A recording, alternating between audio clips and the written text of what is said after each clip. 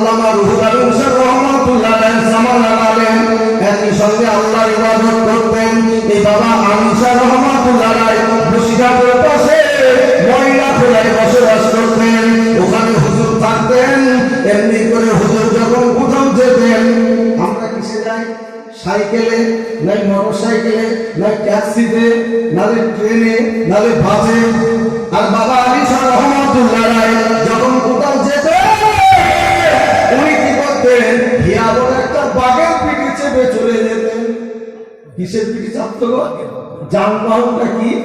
বাঘ। আল্লাহর ওলি বাবা সাদি রহমাতুল্লাহ আলাইহি যখন subscribe my YouTube channel Zairul media এবং পাশে থাকা বেল আইকনটি প্রেস করে আমাদের সঙ্গে থাকুন। আরো সুন্দর সুন্দর ওয়াজ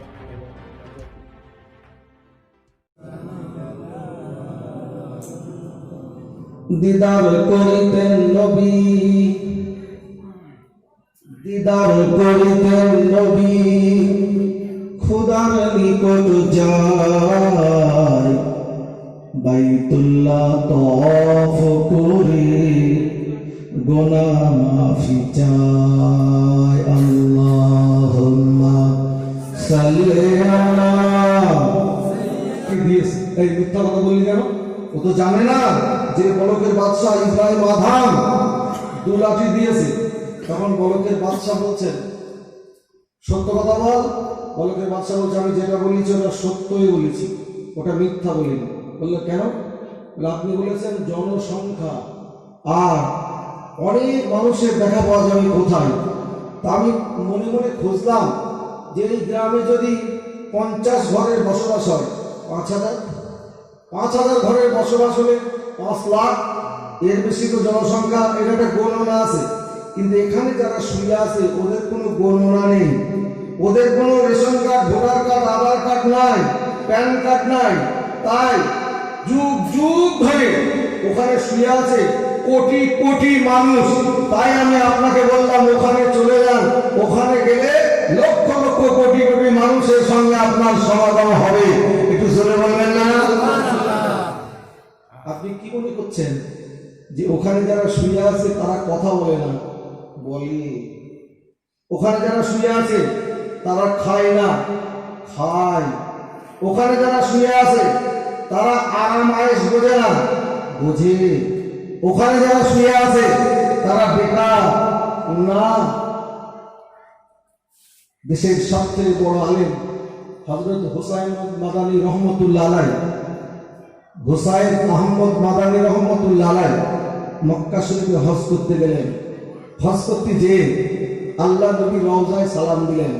হযরত হুসাইন মাদানী রহমতুল্লাহ আলাইহি বলছেন, সালাম দেওয়ার সাথে সাথে আমার নবী আমার সালামের জবাব দিলেন।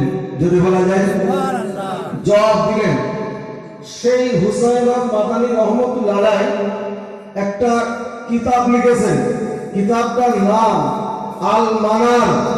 এই কিতাবটার ভিতরে মাওলানা তাহের সাহেব, কলকাতা আলিয়া মাদ্রাসার প্রিন্সিপাল হুজুর কিতাবটা 2 খণ্ডে ভাগ করেছে। এই কিতাবের মধ্যে লেখা আছে, যদি বাপের কবরের পাশ দিয়ে বড় ছেলে হেঁটে চলে যায়, বাপ ওখানে শুয়ে শুয়ে বুঝতে পারে যে আমার বড় ছেলে আমার কবরের পাশ দিয়ে চলে যাচ্ছে।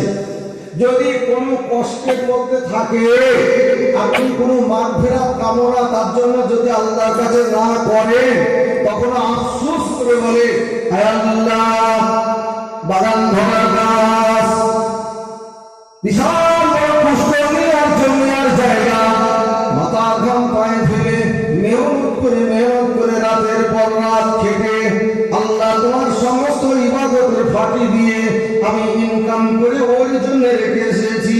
আজকে এসে আমার এই কবরের পাশ দিয়ে চলে যায়, অথচ আমার তোমার পাশ স্মরণ করবে না। আগে যদি জানতাম তাহলে আমি এখন মেহনত করে ওর জন্য বাড়ি বাড়ি কোনো কিছুই বানাতাম না। কি বলছে ও? বলছে আপনি বলবেন মরে গিয়েছে, পচে গিয়েছে। যদি তাই হয়, আমাদের যত কবরস্থান আছে ওই গোদাডাঙ্গার পাশ দিয়ে যখন আমরা যাই, কবরস্থানটা যখন সামনে এসে যাই, কারোর মনে থাকে না অনেক পাকা কবর আছে না নাই? এটা একটা স্যাম্পল, ওখানে তার লাশ নাই, লাশ তো আমরা তলায় ঢুকিয়েছি নাকি? কিন্তু ওটা দেখলে আমরা বুঝতে পারি যেটা কবরস্থান। সঙ্গে সঙ্গে আল্লাহর একজন বান্দা আসসালামু আলাইকুম ইয়া আহলাল কুবুর ইয়াগফিরুল্লাহু লানা ওয়া লাকুম ওয়া আনতুম সালাফুনা ওয়া নাহনু বিল আসর, আমরা সঙ্গে সঙ্গে বলি তোমাদের উপরে শান্তি ধারা বর্ষিত হোক, তোমরা আমাদের আগে এসেছো, আমরা তোমাদের পরে। আসি না নেই? আমরা আসি, স্মরণ করছি। আপনি দেওয়ার সাথে সাথে উনিও দেন, আল্লাহ তোমার উপর শান্তি ধারা বর্ষিত হোক, তুমিও ভালো থাকো। তা যদি পচে যায়, সালামের জবাব দেয় কি করে? নষ্ট হয়ে যায়, শেষ হয়ে যায়, পচে যায়, এর থেকে কি বোঝা যায়? আমার আপনার আত্মা বা রুহুর কোনো মোহ নাই। যদি সব শেষ হয়ে যেত তাহলে পরে হিসাব কিসে? হিসাব তো আপনাকে দিতে হবে না? হবে দিতে হবে না? দিতে হবে। একটুখানি চিন্তা যদি আমরা করি, আমরা যদি চোখটা বন্ধ করে একটু ভাবি, দেখবো তো আমার পৃথিবীটা বেকার বৃথা। আবার যদি চোখটা বন্ধ করে ভাবি, দেখবো পৃথিবীর মতো মজা, পৃথিবীর মতো ভালো জিনিস আর দুনিয়ার জমিনে কিছু নাই। আমার সুরক্ষা বর্তমান ভাই জানে না, আমি মজিবুর রহমান এটা বলতে চাইছি না, বলতে চাইছি দুনিয়ার মানুষের থেকেও যারা শুয়ে আছে তারা অনেক ক্ষমতা বেশি রাখেন।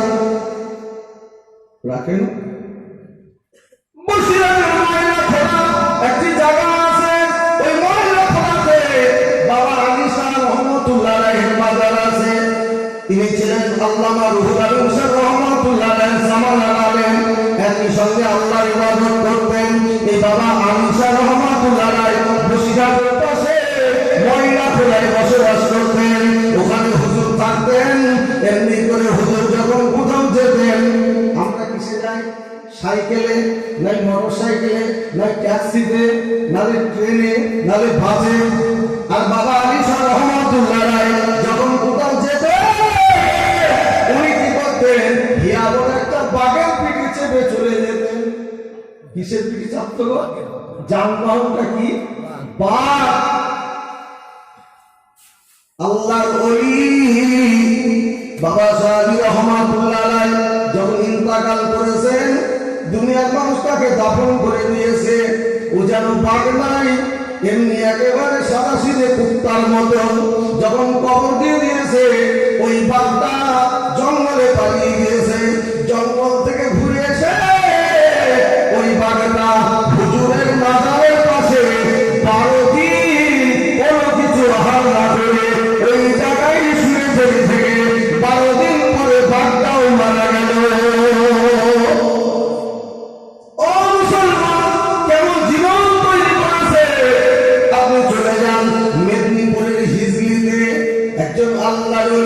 সাগরের পানি দিয়ে এসেছে, একটা মুসলমান সেখানে নাই। সেই আপনার নদীর কিনারায় হিজলি শরীফে আমি মজিবুর রহমান জলসা করতে গিয়েছি। ওই জলসা করতে গিয়ে দেখছি একটা লাঠি লাগানো আছে গাছের গায়ে একটা লাঠি। কি ব্যবসা শুরু করেছে? বলছে এই লাঠিতে তুলতে পারবে, তার যে কোনো কাজের নিয়ত করে তুলতে পারলে তার সেই কাজ শুভ হবে, ভালো হবে। বহু লোক যাচ্ছে লাঠিটা ধরে তুলছে, এই বাবা তুলতে পারে না। কথা বুঝতে পেরেছেন ভাইরা আমার? বাবাজিরা 60 থেকে 70 কেজি ওজন আছে ওই লাঠিটা। বলছে যখন হুজুর বার হতেন, কোথাও যেতেন, এই এলাকায় হুজুর ঘুরে ঘুরে বেড়াতেন, এই লাঠিটা হাতে করে হুজুর ঘুরে বেড়াতেন। আচ্ছা ওই লাঠি কিভাবে মানুষ হাতে করে ঘুরে বেড়ায়? হুজুর যখন কোথাও যেতেন, বাঘের পিঠে চলে যেতেন, আর এই লাঠিটা হাতে করে করে ঘুরে ঘুরে বেড়াতেন। হিন্দু মুসলমান জৈন খ্রিস্টান সবাই সেখানে যায় আর আল্লাহর ওলিকে শ্রদ্ধা করে ধরে বলেন সুবহানাল্লাহ। কলকাতার মাটির তলায় ফুরফুরা পীর দাদা হুজুর রহমাতুল্লাহ আলাইহির পীর সুফি ফাতে আলী ওয়াইসি রহমাতুল্লাহ আলাইহি শুয়ে আছে। কলকাতা মানিক তলায় কবরটা দেওয়া আছে। কোন মুসলমান দেখভাল করে না। একজন পূর্ববঙ্গের হিন্দু ভাই ওখানে আছে, তিনি প্রত্যেকদিন ঝাটপাট দেয়, ধূপ ধুনা দেয়, বলে আমি যতদিন বেঁচে থাকবো বাবার কবর আমি ছাড়বো না। কি গো, কি বলছে? বাবার কবর আমি ছাড়বো না, আমি ঝাঁট দেবো, পরিষ্কার করবো। বলে কি পেয়েছো তুমি? বলে ওইটা আমি কাউকে বলতে পারবো না। আল্লাহ কাকে দিয়ে দিনের কাজ করিয়ে নেয় কেউ বলতে পারে? হ্যাঁ, আপনারা দেখছেন না টিভি টেলিভিশনে সবসময় পেপারে অ্যাড দেখছে, যে লোকটা প্রথম বাবরি মসজিদের উপরে শাবল মেরেছিল সেই লোকটা আজকে কলমা পড়ে মুসলমান হয়ে আমির হোসেন নাম দিয়েছে। বাংলাদেশে বিভিন্ন জায়গায় সে ওয়াজ করছে। আল্লাহ কাকে কখন কি করে কেউ বলতে পারবে? আবু জেহেল আল্লাহ নবীকে হত্যা করবে, উমর হত্যা করবে আল্লাহ নবীকে। আমার নবী দোয়া করেছে, আমার আল্লাহ কবুল করেছে। বললেন নবী গো, আমার রাসূল, আপনি আবু জেহেলকে হিদায়াত দিতে পারবেন না, আপনি কাউকে হিদায়াত দিতে পারবেন না। আমি আবু জেহেলের অন্তরে মোহর মেরে দিয়েছি, তালা মেরে দিয়েছি, বন্ধ করে দিয়েছি, কিন্তু আমি উমরকে ঈমানের কলমা পড়াবো। উমর এসে বড় তরোয়াল হাতে নিয়েছে, মুহাম্মদকে খুঁজে বেড়াচ্ছে। 100টা উট উপঢৌকন দেওয়া হবে। কি বলেনি ইরান? ইরান বলছে না আমেরিকার বাদশার মাথা যে কেটে নিয়ে দিতে পারবে তাকে এত ডলার উপহার দেওয়া হবে, মাথার দাম দিচ্ছে। দেয়নি? দেয়নি? আমি কি বানিয়ে বলছি? জি, ঠিক তৎকালীন সময়ে উমরকে বললো 100টা উট দেওয়া হবে, তুমি যদি মুহাম্মদ সাল্লাল্লাহু আলাইহি ওয়াসাল্লাম মাথাটা কল্লাটা কেটে নিয়ে আসতে পারো। তরোয়াল হাতে করে বার হয়েছে, প্রতিমধ্যে যাচ্ছে। একজন সাহাবী বললেন, মনে মনে কলমা পড়েছে, মনে মনে, প্রকাশ্য করার ক্ষমতা নাই। বললো কোথায় যাবে? বলে যাচ্ছি সেই বেঈমান মুহাম্মদের মাথা কাটতে। জোরে বলেন নাউজুবিল্লাহ, আরো জোরে বলেন নাউজুবিল্লাহ। মাথা কাটতে যাচ্ছি। বলে ও, ঘরের খবর না নিয়ে তুমি পরের খবর নাও। এ বলছে তাহলে তুই মনে হয় মুসলমান হয়েছি, তোর গর্দানটা আগে কাটি। এটা বলছে আগে তুই তোর গুনগুনাই খবর নিয়ে। ও যখন ছুটে গিয়েছে, গিয়ে দেখছে আল্লাহ নবী সাহাবী ওর গুনগুনাইকে তালকিন করাচ্ছে, দাস দিচ্ছে, সবক দিচ্ছে। তাড়াতাড়ি করে দেখলে সাহাবী লুকিয়ে পড়েছে। একে বলল, তোরা কি বলা বলি করছিস, ব্যাপারটা কি? এরা বলল, আশহাদু আল্লা ইলাহা ইল্লাল্লাহু ওয়া আশহাদু আন্না মুহাম্মাদান আবদুহু ওয়া রাসূলুহু। চাবুক লাগিয়েছে, এত হচ্ছে গুনাহের গায়ে রক্ত ছিটিয়ে ছিটিয়ে দেয়ালের গায়ে ছিটকে লেগে যাচ্ছে। এমনি সময়ে যদি তার স্বামীকে মারে, স্ত্রী ঠিক থাকতে পারবে? হ্যাঁ, থাকতে পারবে? নিজের ভাইপো কাকাকে কোপ আরম্ভ করে দিয়েছে। কাকি যখন টাকা দিয়েছে, কাকির গলায় একটা কোপ দিয়েছে। কাকি কাকা দুটোই দুনিয়া থেকে বিদায় নিয়েছে। আপনার আমার বাড়ির পাশে ঘটনা, যাবজ্জীবন জেল হলো, কয়েক মাস থেকে ভাই ছাড় পেয়ে গেল, এখন বাহাল তবিয়তে ঘুরে বেড়াচ্ছে। কথা বুঝতে পারেননি? এখন মারতে মারতে হাত এলে যাচ্ছে, আর শুধু মুখে বলছে লা ইলাহা ইল্লাল্লাহু ওয়া আশহাদু আন্না মুহাম্মাদান আবদুহু ওয়া রাসূলুহু। এমন করছে, বুন ঠেকা দেশেছে, একটা আঘাত বুনের গায়ে লেগে গিয়েছে। বুনের রক্ত যখন ছিটকে বার হয়েছে, সঙ্গে সঙ্গে ওর মাথার ভিতরে চিনচিন করতে লাগলো, আমি কি ভুল করছি? বোন আমার শোনো, আমাকে একটা জায়গা দাও, আমি ভুল করেছি, ক্ষমা চাচ্ছি। আর তোমাদের মুহাম্মদ সাল্লাল্লাহু আলাইহি ওয়াসাল্লাম কোথায় আছে, আমাকে একটু নিয়ে চলো। এরা বলছে ওই অবস্থায় নিয়ে যাওয়া যাবে না, আগে গোসল করো, ওযু করো, তারপরে আমাদের সঙ্গে মুহাম্মদ সাল্লাল্লাহু আলাইহি ওয়াসাল্লামের কাছে চলো। ওযু গোসল সেরে নিল। এবারে মক্কার পীর আস্তে আস্তে গুটি গুটি পায়ে হেঁটে হেঁটে আল্লাহ নবী মসজিদ নববী শরীফে বসা মসজিদ নববী শরীফের দিকে যখন যাচ্ছে, এরা তখন সাহাবীরা লুকিয়ে ঘরে পালানোর চেষ্টা করছে। হুজুর দেখেন, ইয়া রাসূলুল্লাহ, ইয়া হাবিবাল্লাহ, কে আসছে? এদেশে হযরত ওমর মক্কার বীর, আজকে আমাদের জীবন থাকবে না, জান বাজবে না। আল্লাহ নবী বলতে সমস্যা নেই, কোন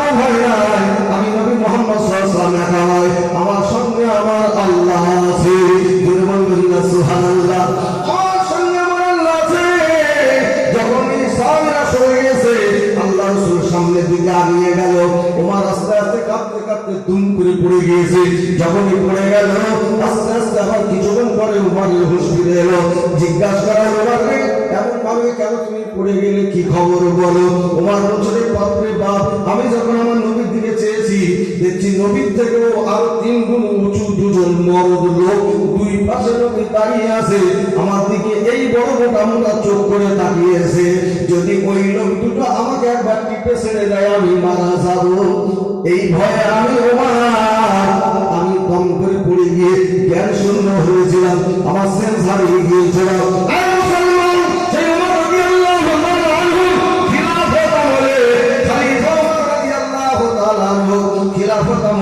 হযরত ওমর রাদিয়াল্লাহু তাআলা আনহু খিলাফতের দায়িত্ব নিয়েছে। তামাম মক্কা মদিনা স্টেটের মালিক বাদশা আমেরিকা দুজন চামচা ওমরকে হত্যা করবে বাড়ি থেকে বার হয়েছে। বাড়ি থেকে তীরাধীনক নিয়ে বার হয়েছে। উমারকে যেখানে পাবো সেখানেই হত্যা করে দেবো, সেখানেই খুন করে দেবো, মার্ডার করে দেবো, এই না বলে বার হয়েছে। আস্তে আস্তে মদিনার জমিনে গেল, ওখানে গিয়ে জিজ্ঞাসা করলো, তোমাদের পার্লামেন্টটা কোন জায়গা? একটু মহব্বত দূর করুন। আল্লাহুম্মা সাল্লি আলা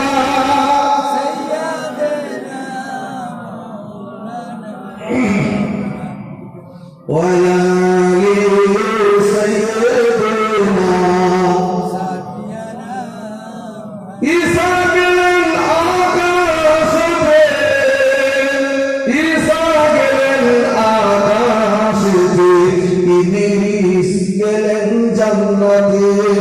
দয়ার নবী শুইয়াছেন মদিনার বুকেতে।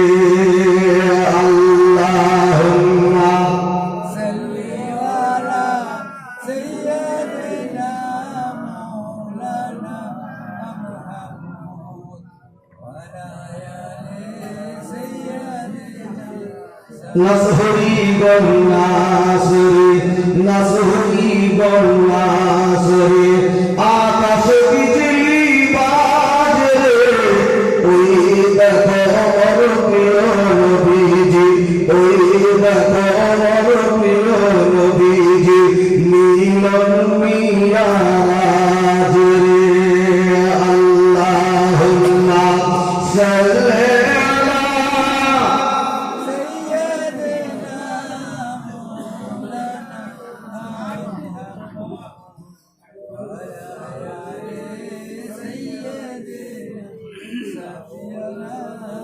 আমার সুরাচার বাপজান ভাইজান আমার উমর রাদিয়াল্লাহু তাআলা আনহুকে হত্যা করলেন তীরের ধনুক নিয়ে। যখনই যাচ্ছে যে জিজ্ঞাসা করলো, তোমাদের পার্লামেন্টটা কোন জায়গা? মক্কার মানুষেরা আস্তে আস্তে আগে এসে মদিনার মুসলমানেরা বলছে, দেখুন এটা হচ্ছে আমাদের পার্লামেন্ট। একটা শুকনো খেজুর গাছের খুঁটি। কি ছিল? এই খুঁটিটার নাম ছিল হালাল উস্তাদ। যে খুঁটিটা এমন নবী মাঝে মাঝে হালাল দিতেন, ঠেস দিতেন, খুতবা দিতেন, ওই খুঁটিটাকে দেখিয়ে দিল এটা আমাদের পার্লামেন্ট। এরা ভো করে হাসবে না, হাসবে না, হাসবে না। আরে পার্লামেন্ট এইরকম একটা সামান্য শুকনো খেজুর গাছের খুঁটি। বলে এই পার্লামেন্টে তোদের খলিফা কি করে, তোদের বাদশা কি করে, তোদের সরকার কিভাবে এখান থেকে বিচার আচার করে? বলছে এখানে আমাদের খলিফা গরিব মানুষদের খাদ্য বিতরণ করে, এখানে আমাদের খলিফাকে অন্যায় করলে তাকে দুর্নাঘাত করে, চাবুক মারে। এখানে আমাদের খলিফা দেশ চালানোর জন্য সমস্ত বিচার আচার সবকিছু করে। কোন দেশের সাথে লেনদেন হবে এখানে বসে আমাদের খলিফা করে। এখন তোমাদের খলিফা কোথায়? বলে এই সময় আমাদের খলিফা থাকে না, আমাদের খলিফা এই সময় মাপে চলে গিয়েছে। কারণ কিছু এতিম ছেলে খলিফার কাছে তারা থাকে, যাদের মা নেই, বাপ নেই, দাদা নেই, দিদা নেই, এইরকম ছোট ছোট বাচ্চাগুলো আমাদের খলিফার কাছে থাকে। তাই আমাদের খলিফার মাঠে যে কাজ করতে যায়, কাজ করে মজুরি করে যে পয়সা পায়, ওই পয়সাটা নিয়ে সে আমাদের খলিফা ওই এতিম ছেলেগুলোকে খাদ্য খাবারের ব্যবস্থা করে দেয়। কি খলিফা! হ্যাঁ? এতিম ছেলেদের জন্য নিজে মাঠে গাছের গোড়া খুঁড়তে যায়, খাজুর গাছে। জি, আর আমাদের খলিফার সাথে যদি কেউ দেখা করতে যায়, air force, land force, military, CRP, BSF, কত রকমের পুলিশ গার্ড করছে, একটু হেঁটেপিটি করে সেখান করে চালিয়ে দেবে না, দেবে না? হ্যাঁ, এ কি খলিফার মা, আর সে কি খলিফা, খলিফা মাঠে চলে গেছে। এরা চিন্তা করলো খলিফাকে এখানে হত্যা করা যাবে না, মারা যাবে না, চলো একবার মাঠে চলে যায়। মাঠের মধ্যে চলে গেল, গিয়ে দেখলো খলিফা মা আমার নবী সাহাবী হাতে করে করে ওই টাঙ্গা দিয়ে কোদাল দিয়ে গায়ে দিয়ে গাছের গোড়াগুলো খুলতে আছে, খুলতে আছে। এরা চিন্তা করলো রে বাপরে বাপ, এ কি সর্বনাশ, ইসাহিয়া মরণ। আমাদের ছেলেরা গোপ দাড়ি দুই চেটে একটা করে কান খুলেছে, কি করেছে? হাফ লেডিস, পুরুষ ছেলেগুলো হাফ লেডিস, মেয়েগুলো রাগ করে বলেছে তোদের জিন্সের প্যান্ট আর মোটা গেঞ্জি ও আমরা দেবো, তোদের আর থাকবে না। লিয়েছে না লাইনি? তুমি যদি কান ফুটতে পারো, ও তোমার প্যান্ট কাটতে পারো না, প্যান্ট কেড়ে ন্যাংটো করে ছেড়েছে। কথা বললেন না, ওর ইজ্জতে থাকছে না। এ বক্তারি তুই চাইছে, মেয়ে ছেলে সেজেছে, একবার সব সমান আছে, কোনটাই রাখে না, সব মুসলমান। আল্লাহ নবী সাল্লাল্লাহু আলাইহি ওয়াসাল্লাম বলছে গোবরাকা সুন্নতে উমারি। হযরত উমর রাদিয়াল্লাহু তাআলা আনহুর প্রতি এত সন্তুষ্ট হয়েছিল আমার রাসূল, আমার নবী, যখন কাফেররা উমরের বিরুদ্ধে কোনো যুদ্ধ জিহাদ লড়াই করতে আসবে, ইসলাম বিরোধী কাজ করতো, উমর গোবরের দাড়ির উপর দিয়ে সাফ করে দিত। ওরা সামনে তাকিয়ে বলতো রে বাপরে কি অবস্থা, ঝেড়ে বানাতে। এই দুই বেঈমান চিন্তা করলো কিভাবে উমরকে হত্যা করা যাবে, কিভাবে উমরকে মারা যাবে, কিভাবে তাকে দুনিয়া থেকে শেষ করা যাবে। ওই যে মরদ, ওই যে মস্তান, ও যদি একবার একটা তীর ফসকে যায়, তারপরে যদি জানতে পারে, তাহলে আমাদের জীবন আর থাকবে না। তার থেকে এক কাজ কর শরীরবর্তী, একটা কৌশল করা যাক। বললো কি? একজন বললো দেখো দেখি, এত রোদের মধ্যে যখন কাজ করছে নিশ্চয় ছায়ায় বসবে। আমরা যখন রোদে কাজ করি, এগিয়ে গেলে শরীর কি করি, কোথায় একটু ভালো ছায়া আছে দেখি, সেখানে একটু বসি। তখন মারা দিল্লা ধরুন বসবেন না, তিনিও তো মানুষ, মেহনত করছেন। এরা লক্ষ্য করে দেখলে একটা ঝামটালো নিম গাছ, খুব ঘন পাতা নিম গাছ। এরা বললে এই গাছের তলায় আসবে, আসবে, তাহলে ফাঁক তো পাততে হবে। তাই ওই গাছের কাছে গিয়ে একজনা গাছের উপরে উঠে পড়ল, একজন সরে পড়লো, বললো এই গাছের তলায় যখন শুতে আসবে, যখন শুয়ে পড়বে, কি ঘুমিয়ে যাবে, কি আরাম করবে, সেই সময় তীর নিক্ষেপ করবি একদম ছিনা বরাবর, জানে এরপর থেকে ওপর হয়ে যায়, তাহলে শেষ। উমর রাদিয়াল্লাহু তাআলা গুটি গুটি এসে ওই গাছের গোড়ায় ষাট হয়ে শুয়ে, আল্লাহ, ইস কি আরাম। খুব রোদ থেকে একটা গাছের ছায়া পেলে কেমন হয়, জানতাম শীতল হয়ে যায়, একটু হিল হিল করে হাওয়া দিচ্ছে। জি আমার জি সোনার চাঁদেরা, আমার মানিকেরা, ওই সময় ওই বেঈমান পিঠটা ধনুকে লাগিয়েছে। উমর রাদিয়াল্লাহু তাআলা সিনা বরাবর মারবে, যখন নিচের দিকে তাকিয়েছে, বেঈমান লক্ষ্য করে দেখলো একটা বিশাল বড় বাঘ গাছের দিকে হামলা দিয়ে উঠতে যাচ্ছে।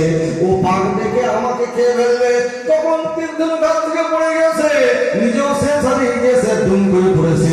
উমর রাদিয়াল্লাহু তাআলা রুতের উপরে পড়লো, যখন রুতের উপরে পড়ে গিয়েছে, উমর রাদিয়াল্লাহু তাআলা তাকিয়ে দেখছে একটা লোক চোখ বুজে পড়ে আছে। উমর রাদিয়াল্লাহু তাআলা বলছে আল্লাহ কি হলো, কোথায় থেকে এলো, কিভাবে হলো? আস্তে আস্তে একটু হাওয়া বাতাস করে যত্ন করার পরে যখন জ্ঞান ফিরে এলো, বলছে কি খবর? বলে হুজুর পাক, হুজুর পাক, হুজুর পাক। এখানে একটা বিশাল বড় বাঘ ছিল। হযরত উমর রাদিয়াল্লাহু তাআলা গাছের এদিক ওদিক চাইছেন, তাকিয়ে তাকিয়ে দেখছেন, যখন এদিক ওদিক চাইছেন, আমার আল্লাহর হুকুম হয়ে গেল, গাছের জবান খুলে গেল, গাছের ভিতর থেকে ওরা বলছিল না আমি তোমার রব, আমি তোমার আল্লাহ। ওই বেঈমান তোমাকে হত্যা করতে চেয়েছে, তাই আমি আমার একজন ফেরেশতাকে ওখানে নিযুক্ত করেছিলাম। আমার ফেরেশতা পাক রূপে গিয়ে ওকে হুমকি দিয়েছে, আর ও দাম করে পড়ে জ্ঞান হারিয়ে গিয়েছে। আমি আল্লাহ আমার বান্দা ওমরকে হিফাজত করেছি। আজকে আছে না নাই? আল্লাহ বুড়ো হয়ে গেছে, আল্লাহ বয়স হয়েছে, আল্লাহ এদেশ ছেড়ে অন্য দেশে চলে গেছে? না, আমার আল্লাহ পাক পবিত্র, সে আল্লাহ আজকেও আছে মানে আজকেও সেই আল্লাহ আছে। আল্লাহ চিরন্তন থাকবেন, রয়েছেন, থাকবেন। সেই আল্লাহ আজকেও সেদিনও যে কাজ করেছেন সেই কাজটা আজকেও আমার আল্লাহ করতে পারেন না? পারেন না? আল্লাহ পারেন। আমার বাঞ্ছি ভাইজানেরা, আমার সোনার চাঁদেরা, যুগে যুগে আল্লাহ পাক নবীদেরকে পাঠিয়েছেন দুনিয়ার জমিনে। একটা নবীর ইতিহাস জীবনে দেখান যে ওই নবীটা আরামে খেয়েছে, তার সিংহাসনের গদিতে শুয়েছে আর উঠেছে আর দুনিয়া থেকে বিদায় নিয়ে চলে গিয়েছে। একটু হলো তো আল্লাহুম্মা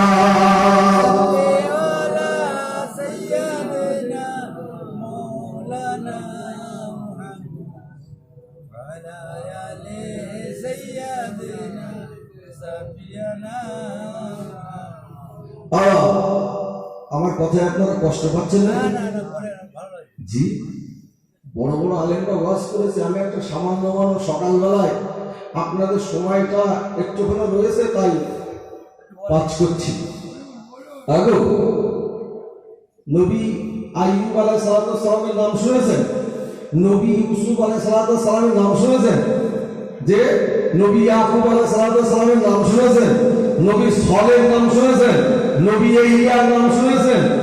যে আর আমার আপনার নবীর নাম তো আমরা শুনেছি, ঈসা, মুসা, সব নবীরা যুগে যুগে এসেছে। আল্লাহ এমন এমন কঠিন কঠিন পরীক্ষা করেছে নবীদের, ওই পরীক্ষা আমাদের করলে আমরা গলে যাব। কোথাও কিছু নাই, মাছ গিলে ফেললো নবী ইউনূস আলাইহিস সালামকে। এই মাছ গিলে নিয়েছে, মাছের পেটের ভিতরে নবী ইউনূস আলাইহিস সালাম কতদিন ছিল গো? কতদিন? 40 দিন। জোরে বলবেন না সুবহানাল্লাহ? কতদিন ছিল? 40 দিন। আল্লাহর নবী হযরত আইয়ুব আলাইহিস সালামকে আল্লাহ পরীক্ষা করলেন, গায়ে পোকা লাগিয়ে দিলেন। এই পোকা নবী আইয়ুব আলাইহিস সালামের সাথী হয়ে কতদিন ছিল? 40 দিন। হযরত ইব্রাহিম আলাইহিস সালামকে কাঠের উপরে চাপিয়ে ঘুরিয়ে ঘুরিয়ে আগুনের কুণ্ডি করে। আসসালামু আলাইকুম। জেআর সাউন্ডের পক্ষ থেকে আপনাদের সকলকে জানাই আন্তরিক অভিনন্দন। ক্যাসেটটির ব্যবস্থাপনায় মোহাম্মদ জাহিরুল ইসলাম, গয়েশপুর স্কুল পাড়া।